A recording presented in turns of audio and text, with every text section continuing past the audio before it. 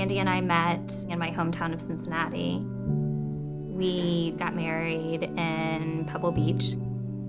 It was just a few months before we found out that we were expecting. I think he looks like me. Steph and I just embraced and cried, and we just were overjoyed that we were gonna be parents. It was a vision that we had for our family. I just felt ready to be a mom. The first trimester, I couldn't be more blessed to be feeling everything I was experiencing, which was just joy. The 12-week ultrasound was an important one. We knew that it would mean doing an anatomy scan of the baby. Oh my gosh, moving around. Look at the little lug there at the bottom. Wow. We were a little anxious as new parents, but we had no reason to be concerned.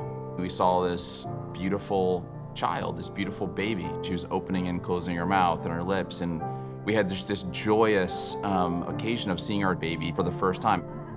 That was our baby, this life that I couldn't comprehend being inside of me. It was just an amazing feeling. As the technician got to Grace's head, she noticed that something wasn't right. The doctor entered the room. He introduced himself and he said, "Is this your first pregnancy?" And I remember just kind of shaking my head saying, "Yes, this is my first." The doctor got quiet, and so I asked the doctor, I said, "Listen, you gotta tell me if something is going on right now, because your quiet is making me really nervous." And it was at that point that he turned around and he said, "Your daughter has a diagnosis of anencephaly, and that condition is not viable for life." We just had tears just flow. It was almost an out-of-body experience, because here I'm laying on that table and I'm looking at my daughter's silhouette, and she looked perfect to me. And everything he was describing went against what I felt that I was seeing. There was no cure, there was no surgery, there was nothing other than carrying this pregnancy out or to terminate it. We saw 5 fingers and 5 toes and a beating heart and these lips moving as if they were, inhaling air or blowing us kisses. We didn't even talk about what choice we would make. We looked at it as that's a baby to us. That looks like a baby to us. And so we wanted to give that baby life in whatever way that God intended for that life to look. It really put life into perspective for us, because we understood the fragility of life in that moment. And so we wanted to make the most of it. Hello, this is Dr. Abby Collins. It looks like a baby girl. We knew the name we wanted to give her. Grace Elizabeth. Grace had so much meaning to us personally as we were living out our faith and really leaning into our faith through this journey. We're at the park. We really wanted to be intentional about the memories we made with her. My hands were on Steph's belly constantly. She would kick and I would push back, and she would kick again, I'd push back on her little feet. It's the only time we were gonna be able to play with her. We just wanted to make the most of that and just show her that we loved her in those just little ways.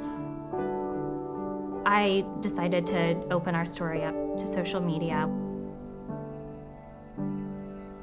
Thousands of comments were coming in from women who I didn't know. That for me was an incredible experience.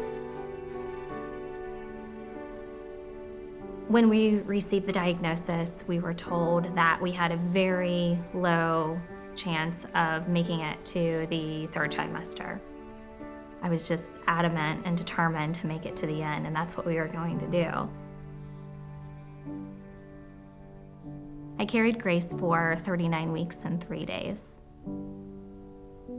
It was a very quick delivery.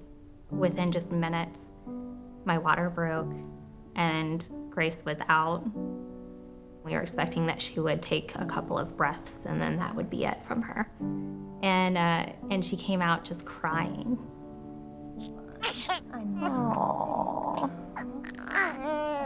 Oh, I know, girlie. Give us a good cry.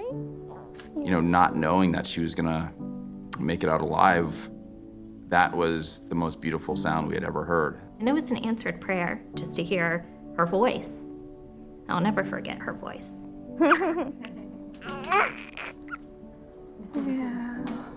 You've been so strong. Come on, you can do it.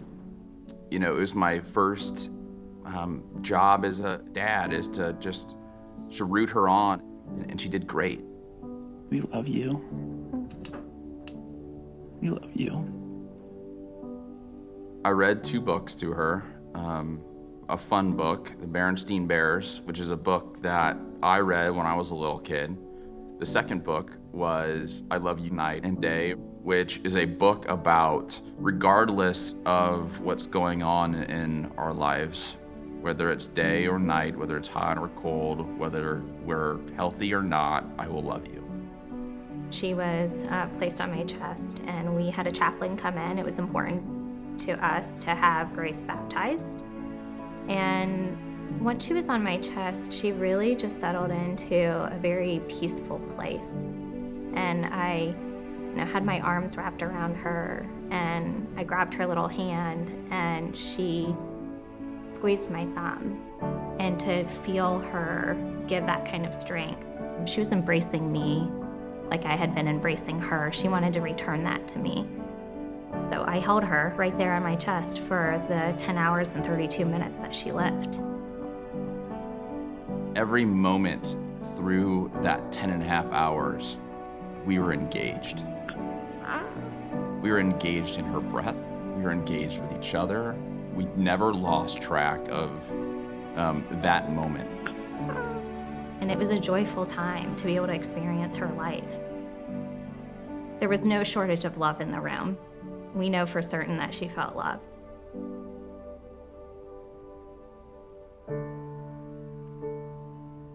The lessons I learned through the journey is to appreciate now, appreciate this day.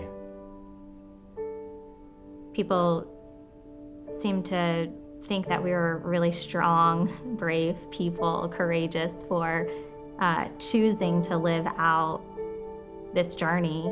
And I certainly didn't feel strong in the moment. I didn't feel brave. I just felt like I was a mother loving her daughter. I'm a better husband. I don't take loved ones for granted. Her life is truly special.